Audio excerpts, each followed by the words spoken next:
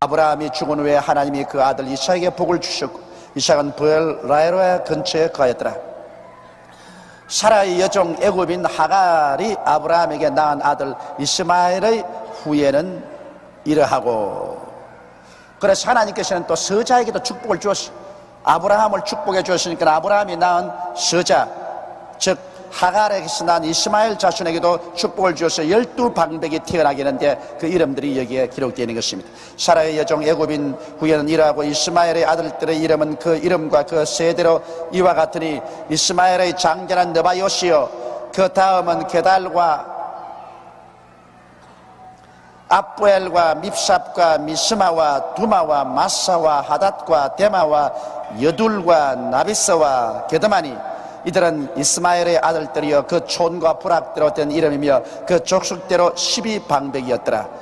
12숫자는 하나님께서 택한 숫자입니다. 그러므로 하나님께서 아브라함의 첩인 하갈의 자손 이스마엘에게도 축복을 주실 때 12지파를 축복했습니다.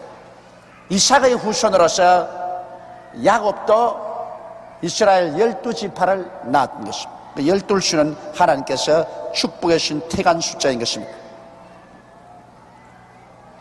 이스마엘은 향년이 137세 기운이 지나여 죽어 자기 열조에게로 돌아갔고, 그 자손들은 하윌라에서부터 아수르로 통하는 애굽 압술까지 이르러 그 모든 형제의 맞은편에 거하였더라. 19절, 아브라함의 아들 이삭의 후예는 이러하니라. 아브라함이 이삭을 낳았고, 이삭은 40세 리브가를 취하여 아내를 삼았으니, 리브가는 밧단 아람 족속 중 브두엘의 딸이요 아람 족속 중 라반의 누이였더라. 여러분, 전에도 제가 말했지만은 이삭이 나이 40세가 되도록 결혼을 못한 것은 사라가 90에 낳은 아들이기 때문에 어찌나 아들을 사랑해가지고서 아들을 점령을 해버렸던지 절대로 다른 여자하고 이삭을 나누지 않겠다는 어머니의 그 옹고집스러운 사랑 때문에 이삭이 장가를 갈 수가 없었어요. 왜냐하면 절대로 어머니가 선을 안 보여주니까, 그리고 다른 여자 근처도 못 가게 하니까. 그러니까 이삭이 꿀이 수염이 나도록 40세가 되도록 장가를 못 갔는데, 어머니가 세상을 떠자 얼씨구나 좋다고 장가를 들은 것입니다. 그건 내가 두고 말하지만은, 여러분, 과부의 외아들만큼 불쌍한 사람이 없습니다. 그러므로 여러분, 내가 누구를 지적해서 말하진 않지만 여러분께서 과부가 되시거들랑 그 외아들 좀 불쌍히 여기십시오. 그냥 아들 삼아 남편 삼아 내리 움켜쥐고 그만 위해서 산다고요. 대개 다른데 직장이 없고 자기의 추구하는 것이 없으면 자기 그 아들만 바라보고 산다고. 그런데다가 며느리라는 다른 여자가 하나가 떡 침략해서 들어오면 이제는 결사적으로 그와 싸운다고. 저걸 막 죽여버려야 되겠다 싶은 거예요. 이래서 아들 장가 보내놓고 난 다음에는 시어머니와 며느리와의 그 투쟁이라는 것은 피눈물 나는 싸움입니다. 그건 아주 몸서리치는 싸움이에요. 저는 이 큰 교회를 목회하면서 가장 가슴 아픈 피 비린내 나는 싸움은 과부의 외아들과 그 시어머니 며느리 간의 싸움인 것이, 그걸 보았습니다. 그 예수를 믿고 신앙 가운데 있어도 그것만은 극복하기가 굉장히 힘이 듭니다. 이러므로 여러분께서 정말 외아들만 데리고 과부가 되신 우리 자매님이 계시거들랑 천배 만배로 양보를 하시고 그저 내보내버리십시오. 그리고 주님과 함께 사십시오. 정주님과 함께 못 살겠으면 도로 시집을 가십시오. 그러더라도 그 고부간의 그 피비린내 나는 싸움만은 피해야 됩니다. 그래서 자식은 어머니 편도 못 들고 자기 아내 편도 못 들고 별 도리 없이 자식은 또 방종을 합니다. 이제는 어머니도 자기 혼자 점령할 수 없고 아내도 자기 혼자 점령할 수 없고 두 여인의 사이에 끼어서 고통을 당하다가 그 정신적인 고통 가운데서 그만 방탕해버리고 마는 것입니다. 그래서 모두 다 아주 어려운 상황에 처하게 되는 것입니다. 그래서 이 이삭이 어머니 때문에 나이 40이 되도록 장가를 못 가다가 어머니가 세상을 떠고 난 다음에 40세 비로소 자기의 사촌 조카에게 장가를 들었습니다. 사촌의 딸, 리브가는 사촌의 딸입니다. 그러면 사촌 조카지요. 조카에게 장가를 들었습니다.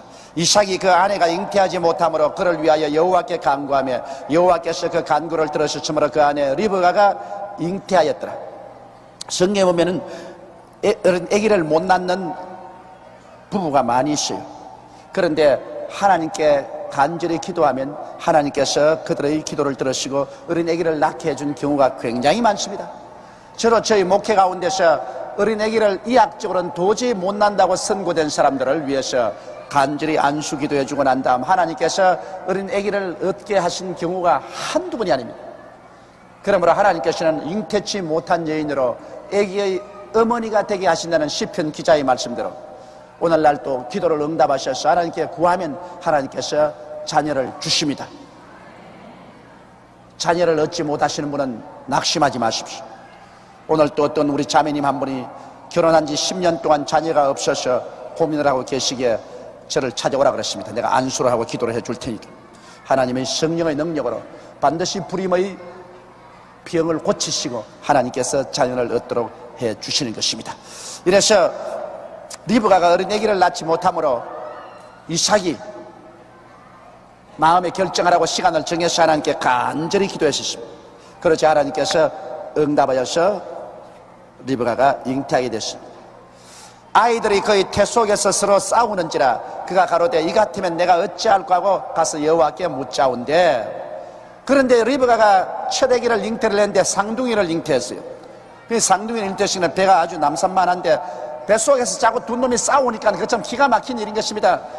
그냥 뱃속에서 안 싸우고 혼자 해서도 큰일인데 발로 자꾸 차서서 어린애가 어머니 뱃속에 있으면 배가 옆으로 나왔다가 저리 나왔다가 발로 탁 차고 그렇게 하지 않습니까? 그거는 어린애기를 가진 부인하고 안 살아본 사람은 모릅니다. 나도 우리 희재 가졌을 때 보니까 이놈이 그냥 얼마나 세게 차는지 밤에 우리 집 사람 옆에 있다가 내까지 몸이 덜썩한다고.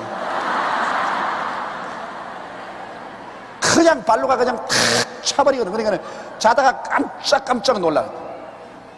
하나가 뱃속에 들어와서 차도 그런데 둘이가 서로 차고 싸우니 리브가가 살 수가 있어요. 그때는 병원도 없고 한데 제왕절개 수술도 할 수 없고 아주 곤란합니다. 그래서 리브가가 괴로워 견딜 수가 없어서 하나님께 나가서 기도를 하셨습니다. 내가 어찌할꼬? 내가 이러면 어떻게 견디겠노? 그래서 하나님께 기도하니까 여호와께서 그에게 이르시되 두 국민이 내 태중에 있구나. 두 민족이 내 복중에서부터 나누이리라. 이 족속이 저 족속보다 강하겠고 큰 자는 어린 자를 섬기려 하였더라. 하나님께서 벌써 예언을 주셨습니다. 너희 뱃속에 벌써 두 국민이 태중에 있고 두 민족이 벌써 내 태중에 있다. 그런데 큰 자가 그 동생 아우를 섬길 것이다. 그렇게 예언한 것입니다. 그러므로 여러분 보십시오. 아직 이들이 태어나지도 않았는데 어머니 뱃속에 있어서 여기 에서와 야곱이 서로 형제간에 어머니 뱃속에 서로 싸웠는데 태어나기도 전에 벌써 하나님께서는 그들의 미래를 예언해버린 것입니다. 여러분 사람의 운명이라는 것은 벌써 하나님 앞에서 우리가 태어나기도 전에 이미 우리 미래가 예정되어 있습니다. 예수 그리스도 안에서 하나님이 선하게 예정해 놓았는데 우리가 예수를 믿고 하나님 중심으로 살면은 하나님의 선한 예정대로 살 수 있지만은 우리가 예수를 믿지 않고 하나님을 반역하면은 하나님의 선한 예정대로 살지 못하고 그리고 많은 시련과 환난을 겪게 되는 것입니다.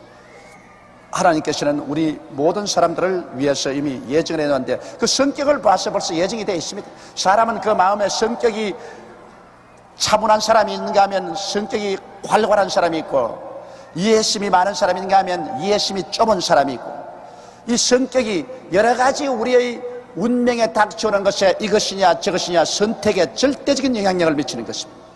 사람의 운명이란 선택에 달려 있습니다. 여러분, 하루에도 수많은 사건이 우리 가운데 일어나는데 우리 그 사건 가운데 우리가 선택을 잘하면 그 길로 뻗어나가고 선택을 잘못하면 아주 험한 산길로 들어가는 것입니다. 길이 여러 개 있는데 올바른 길을 택하면 신장로를 가고 잘못된 길을 택하면 바위투성이의 산으로 가게 되는 것입니다. 선택이란 중요한 것입니다.